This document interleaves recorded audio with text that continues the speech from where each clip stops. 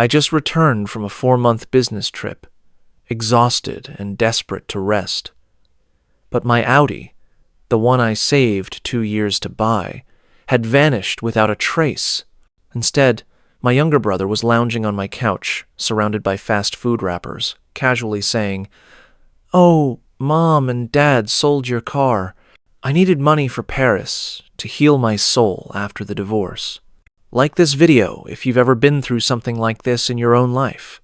Okay, let's enjoy the story. It all started with a simple question, the one that hung heavy in the air of my parents' living room, thick like the stifling July heat in New York. I'd just returned from a 4-month overseas business trip. I was utterly exhausted, with a sleepless night behind me. My head was filled with nothing but airport coffee and the lingering adrenaline from a successful project.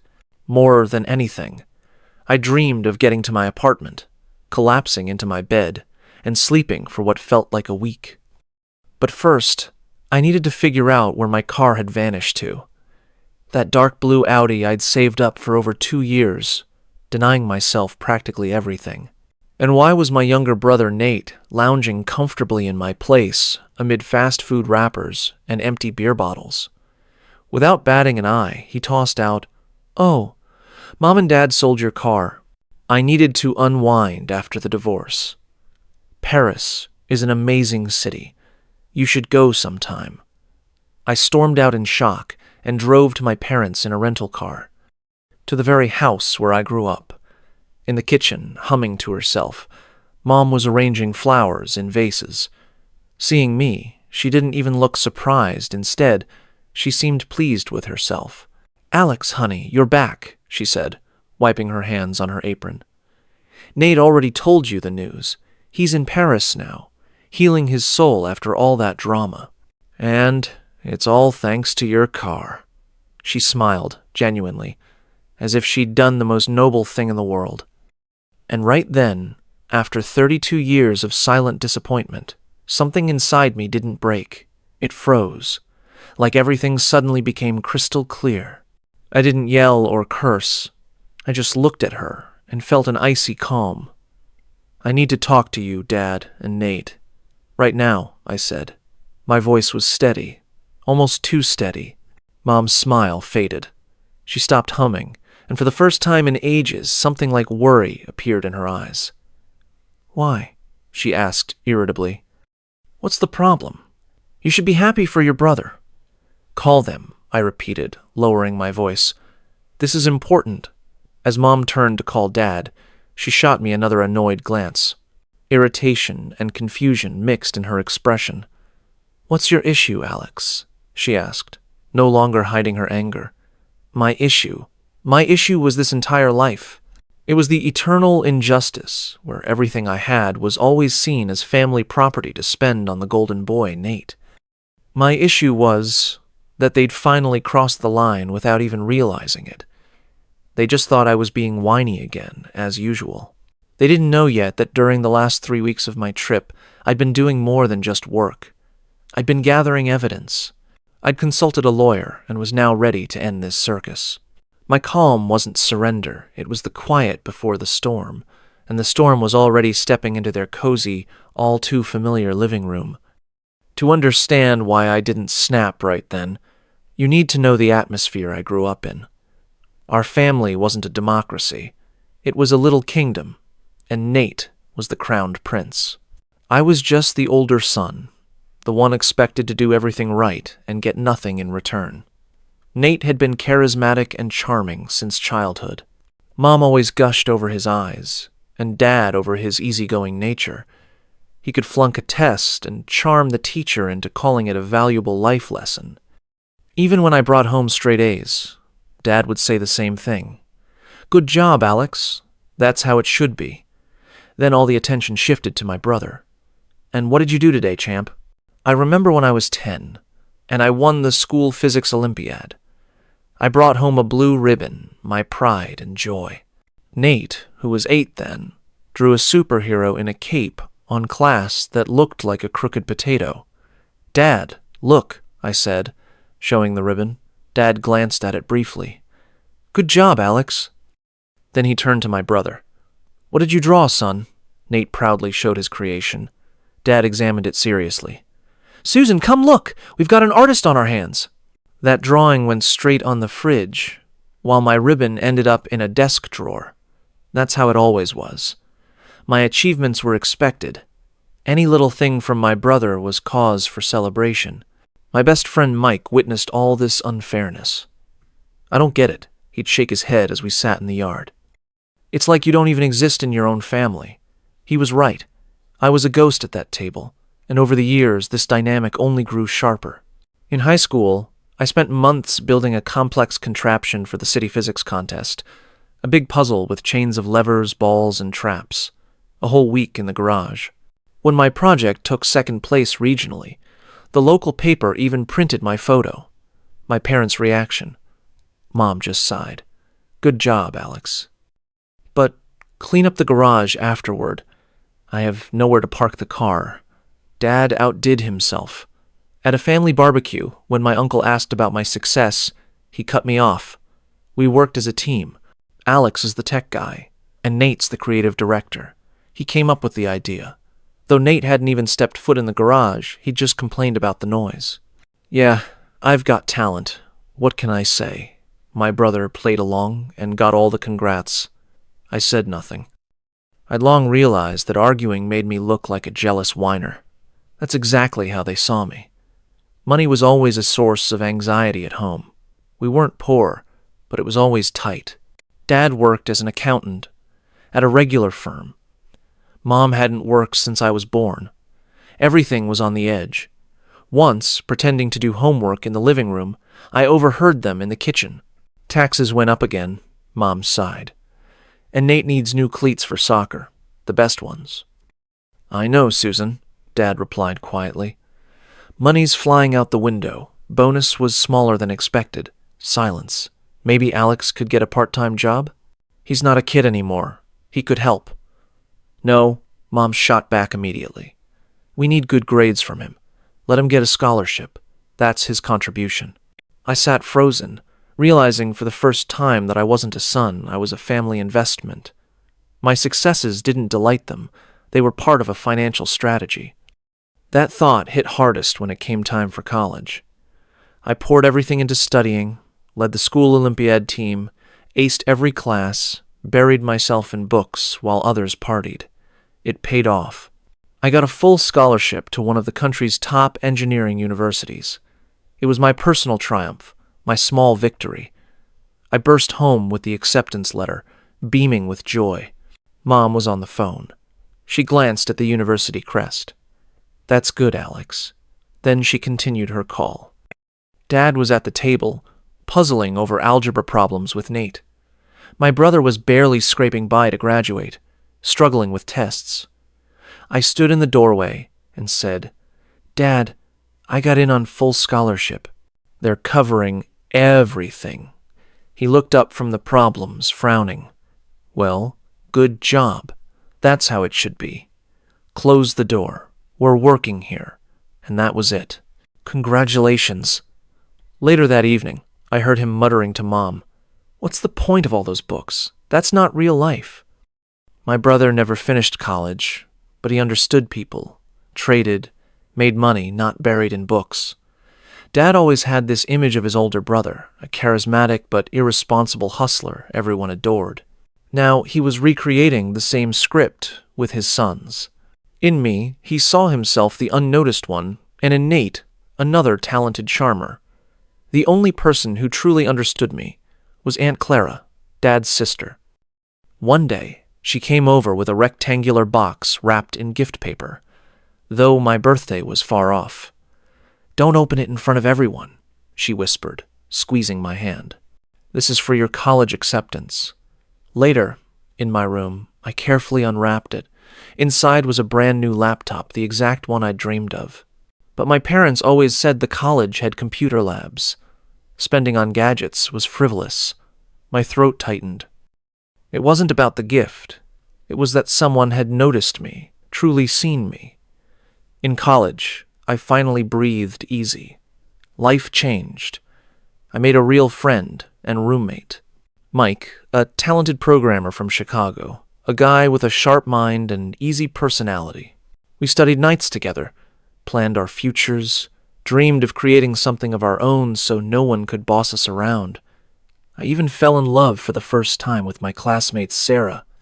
She was smart, beautiful, always asking about my projects, prospects, income, building plans.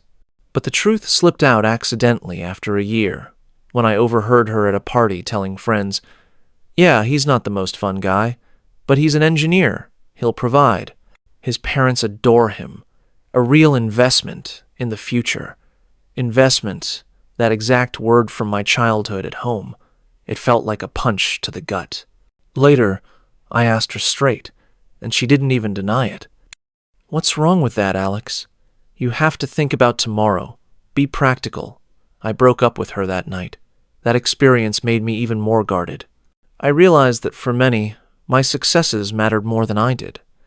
After graduation, I got hired at a major engineering firm in the city. My boss, Victoria Hale, was the complete opposite of my parents.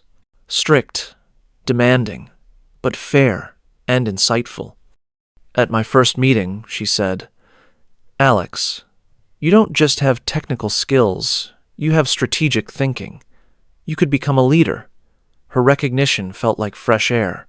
Meanwhile, Nate attended just one semester at community college, dropped out, but my parents praised his entrepreneurial spirit. They dipped into family savings for a camera, lights, all the gear. "You have to invest in talent," Mom declared. Years passed. I worked hard, saved every penny, aimed for true independence. First step, my own apartment. A small one, bedroom with a city view, bought through a company employee program. I threw a modest housewarming, inviting friends, colleagues, and of course, family. My parents showed up an hour late. Nate started inspecting the place like an expert, hunting for flaws. My parents skillfully steered conversations to Nate's achievements, praising his photos, gushing over trendy projects, though in reality, it was just one failed shoot for acquaintances. My boss watched from the sidelines, and, as she left, said, "Now I understand why you never talk about your family." On one hand, her support was priceless. On the other, I was ashamed she'd seen this family drama. The final step to independence for me was buying a car. I'd commuted by subway and bus for years, refused loans. I dreamed of a car not as luxury, but as a symbol that I'd achieved it all myself. I chose an Audi S5. Not for show, but for reliability and quality. For me, it was a reward for years of hard work, night shifts, constant scrimping. When Nate saw my car, he just snorted. Cool ride, though kinda boring, honestly. If I were you, I'd marry rich and not sweat it for life. A few months later, as if on cue, Nate did have a whirlwind romance and married the daughter of an influential businessman. My parents were ecstatic. This was the peak of their dreams. Their favorite son hadn't earned it, he'd attracted luck. They threw themselves into the wedding, blowing huge sums just to impress the in-laws. But everything changed a year after my move. I was supposed to go on a short but crucial business trip. The day before leaving, Mom called. "Alex, listen, since you have a spare key to your apartment, give it to me. Just in case. What if there's an emergency, a flood, and you're gone? Who do we call?" I hesitated, sensing a trap. "Mom, the building has a manager. Everything goes through them." "Oh, come on," she laughed, pretending to be casual. "I'm your mom. I worry, just for emergencies." I gave in. Didn't want to argue before leaving. "Fine.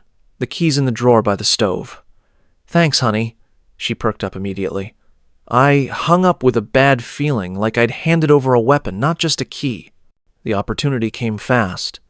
Nate's fairy tale life crumbled 6 months after the lavish wedding. Turns out, the businessman father-in-law was smart enough to see who was next to his daughter. Instead of working, Nate just spent money, and eventually started an affair with the family trainer. One night, I got a message. "Alex, help." They kicked me out. He just threw me on the street. I have nothing, only you. What happened? I asked, barely awake. He's a tyrant, stingy with money, demands I work. It's all so expensive, not my fault. Nate didn't even mention his affair. I need money. Just a bit, like 10 grand, until I find a place.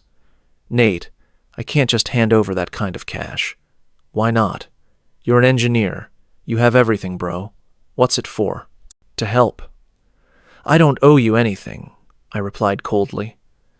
This is your mess. Deal with it. He hung up. But Nate didn't stay on the street long. He moved back with our parents, and the home atmosphere grew even tenser.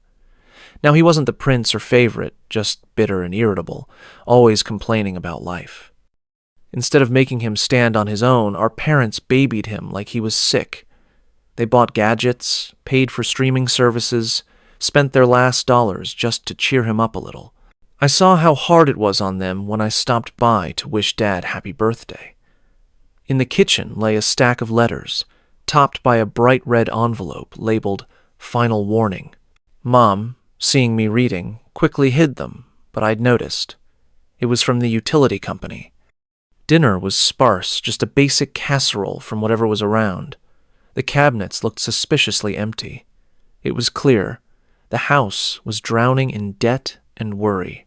Amid this tension, I told the family I'd won an internal company contest and was being sent on a major project abroad to Singapore for 4 months. It was a huge opportunity, a step toward a real career. The reaction was predictable. You're leaving that long? Mom looked at me with clear anxiety. Who'll stay here? Who'll help? Everything's under control, Mom. I'm an adult. You'll manage. He doesn't think about us, Nate muttered, not looking up from his phone. Abandoning us in a tough time. Dad backed him up for once. He's right, Alex. Times are hard. You're pulling everything yourself. What about the family? I got it. My success was a burden to them again. The only one who tried to warn me was Aunt Clara. A week before leaving, she called with unusual worry in her voice. Alex, listen carefully. I had dinner with your folks yesterday. They're struggling. It's all about money, hardships, everything. About you, your car, your apartment, your salary. Nate, she sighed, poured fuel on the fire. Says you took everything from him and now you owe him a share. Susan straight up said, Alex has so much, he won't even notice if something goes missing. Chills ran down my spine. Aunt, you think? I think you need to be careful. Don't trust them with keys, documents, money. They're desperate. I promised her I'd prepare. The day before flying out, I went home and found my parents and Nate in the living room. My brother was grumbling about slow internet. Our parents fussed around him as usual. I'm leaving, I said bluntly. Just remember, no one lives in my apartment. I forbid anyone from going in. If something happens, call the management company. I looked at Nate. That includes you. Don't even think about it. He smirked. Don't worry. I don't need your tiny place for 100 years. I didn't believe a word. To be sure, I gave the real spare key not to them, but to my neighbor, Mrs. Evelyn Stone, a retiree who'd lived next door for years. Mrs. Stone, I asked, while I'm gone, water the plants once a week, please, and if you see any of my family trying to get in, call me right away, even at night. Don't worry, Alex, she smiled kindly. I'll watch the place, no one gets in.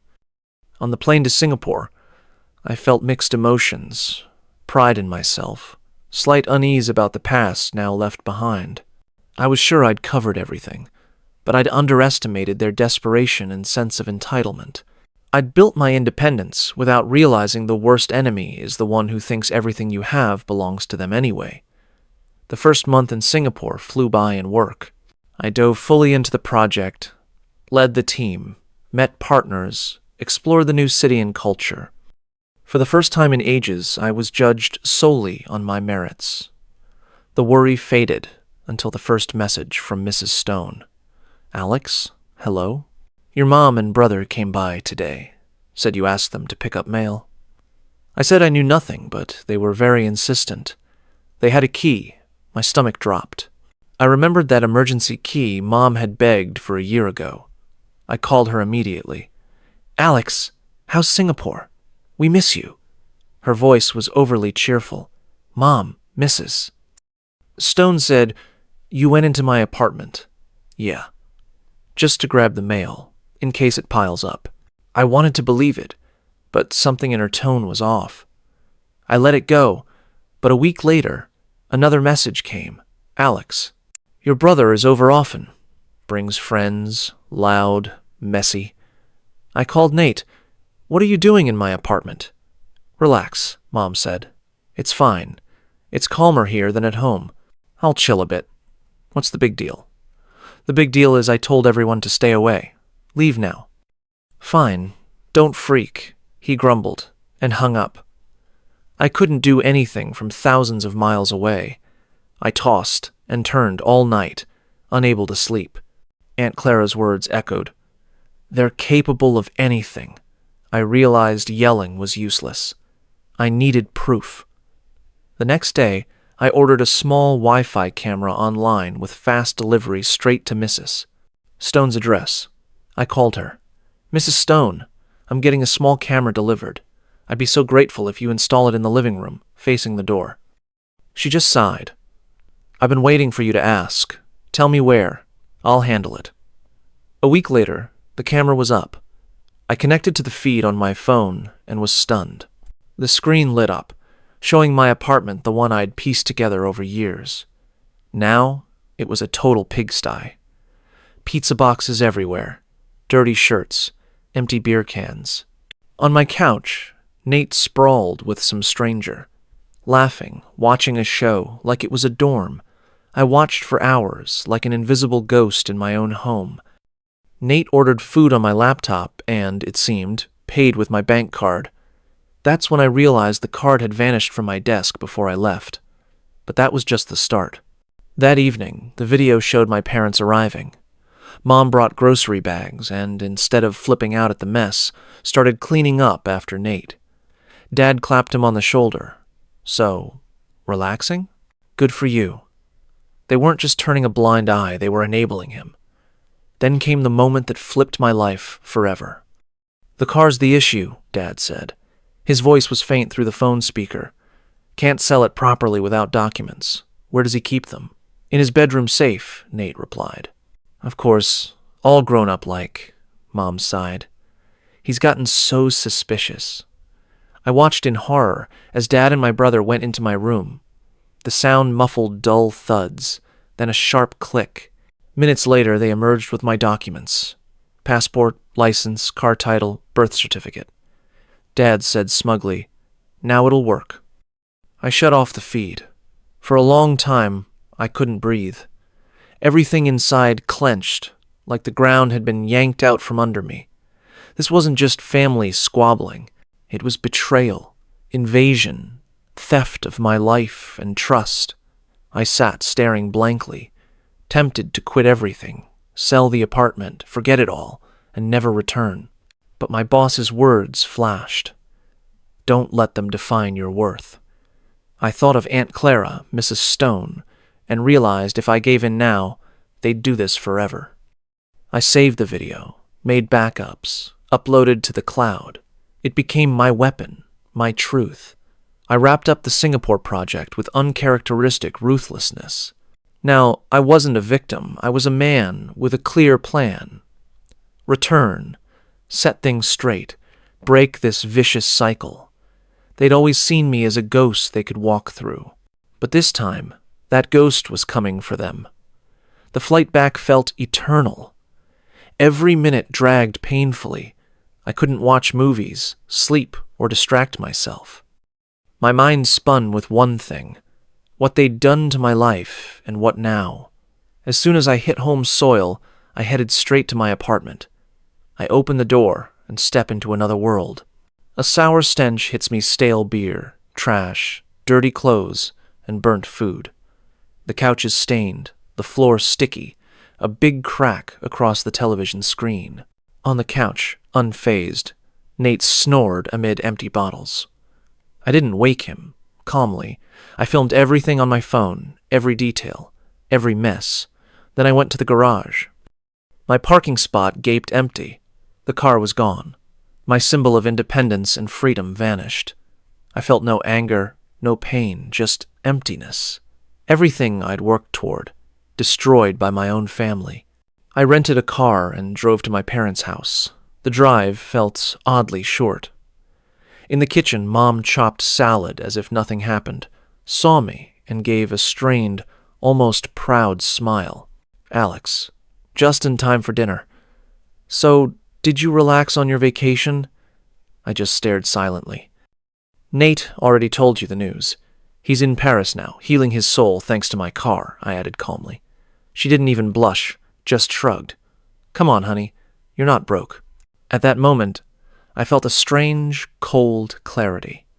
No urge to scream or fight. I just asked, "Call Dad and Nate. We need to talk seriously." Mom grimaced irritably, but called them. Minutes later, everyone gathered in the living room. Dad, with his perpetually tired look, Nate annoyed, like I'd bothered him over nothing. "Well, what's up?" Mom asked impatiently, arms crossed. I let the silence hang, then began. "I just came from my apartment. The car's gone. We already explained. I'm in Paris. Thanks for funding my trip," Nate snorted. "With my car," I corrected. Dad chimed in. "It had to be done, son. Nate's going through a rough patch. Family helps each other." "Helps?" I echoed, pausing. "You call this help?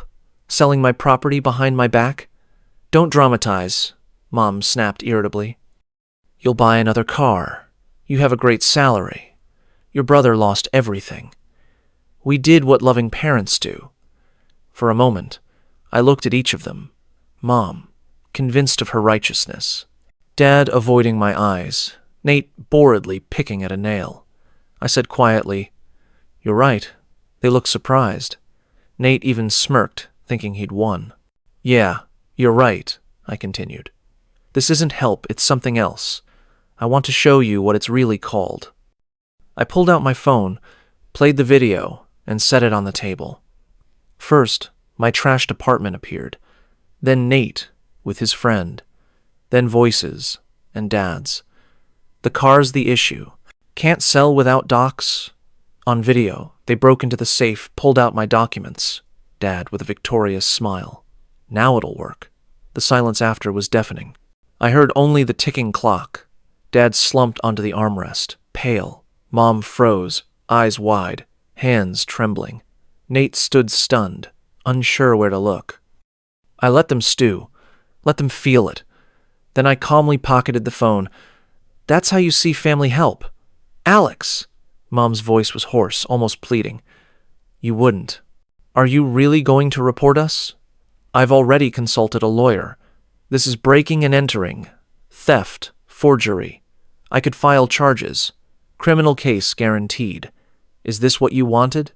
I looked at them one last time, then added, "I have a lawyer named Arthur Levin. He's waiting for my call. But I came here not for revenge. I wanted to look you in the eyes so you'd understand what you've done."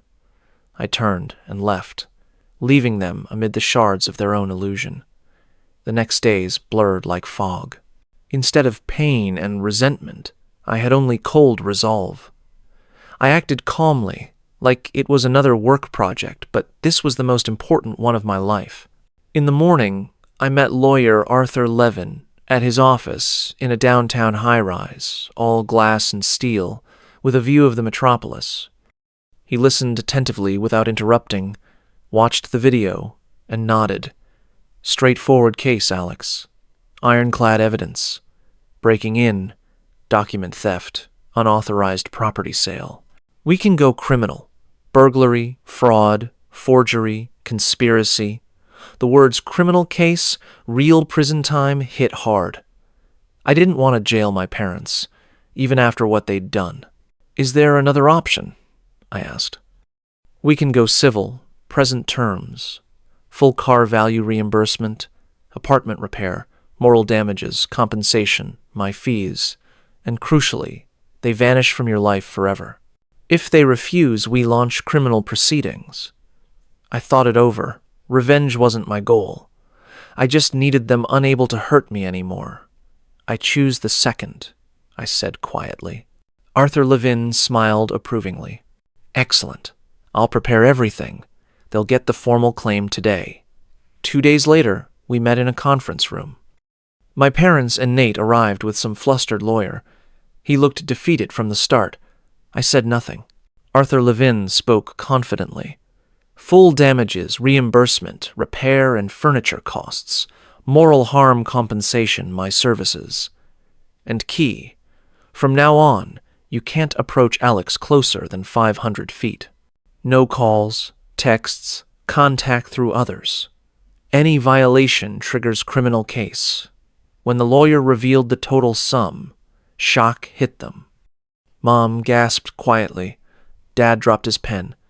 Nate clenched fists and nearly cried. They had no choice. They signed. Dad with a shaking hand, Mom through tears, Nate with fury. As they left, Mom paused at the door, wanting to say something. But Arthur Levin reminded sharply. The agreement's in effect. No talking. She walked out without turning back.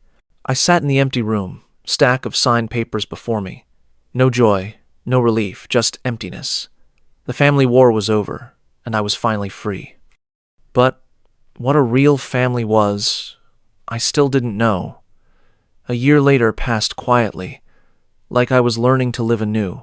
Not just recovering finances, fixing the apartment, but rebuilding my soul brick by brick, creating my true adult life. The money from them came quickly. It covered new furniture, repairs, and even left some extra. First thought, buy a better, fancier, pricier car. Wanted to prove to them all that they hadn't broken me. But standing in the dealership before a new Toyota, I realized the urge to prove was gone. The car was no longer a symbol of success or victory. I turned and left. Instead, I called Mike, my friend from college days, who'd recently started an energy startup. He'd long invited me as a partner. Mike, if the offer's still open, I'm in, I said. Mike was thrilled. Of course it's open. Let's build something of our own. I quit the company. My boss, Victoria Hale, supported me, even gave advice and connections. You were never meant for others' projects anyway. Time to build yours. I invested part of the compensation in the startup. The work was grueling but exciting. Mike, me, and 2 other guys spent days in a tiny office, sometimes sleeping there to save time. Those nights with coffee, debates, and laughter became my real new beginning. When we nailed our first project, we hugged and cheered like kids. About my old family, I heard only from Aunt Clara. She became my closest now. My parents had to sell their house. Otherwise, they couldn't cover even part of the payments. They moved to a small 2-bedroom on the city outskirts. Dad, forced back to work, got a job as a store supervisor at a big-box retailer, and Mom as a cashier in a grocery. Nate worked as a sales consultant in a clothing store. Sometimes, passing a window, I'd see him folding shirts, and his gaze held no contempt or anger anymore, just fatigue and shame. I felt no pity, no gloating, just understood. Now it's their life, their choices. My real family formed around me naturally. Mike, his wife, Aunt Clara, and her husband, a couple true friends. That's who I celebrated holidays with, went barbecuing, saw movies. For the first time, I knew I was valued for who I am, not what I could provide or earn. A year and a half after cutting all ties with the past. In that time, I never bought any fancy car. I used taxis, walked, or took the subway, investing money only in business growth and my peace. But one day, after another successful project, I realized it was time to let go of old symbols and choose what I truly needed. I went to the dealership, eyed the shiny cars, and picked a plain, reliable Toyota. No flash, no need to prove anything. It was a tool for life, not status. I got behind the wheel and felt warm, calm for the first time in ages. My first drive wasn't for me. I picked up Mike, his wife, and their nieces and nephews. We headed out of town, to nature, laughing, grilling meat, arguing over who was better at chess. There it was, family the one you choose with your heart, not get by blood. That evening at home, my phone buzzed with an unknown number. The area code was familiar. For a second, I wondered maybe Mom, maybe Dad, maybe something urgent, but then remembered the price of this freedom, how hard I'd learned not to look back. I calmly hit decline, then blocked the number. Not out of anger or revenge, but simply because now I choose myself. The past didn't vanish without a trace, but it no longer controls my life. In the end, I understood the main thing.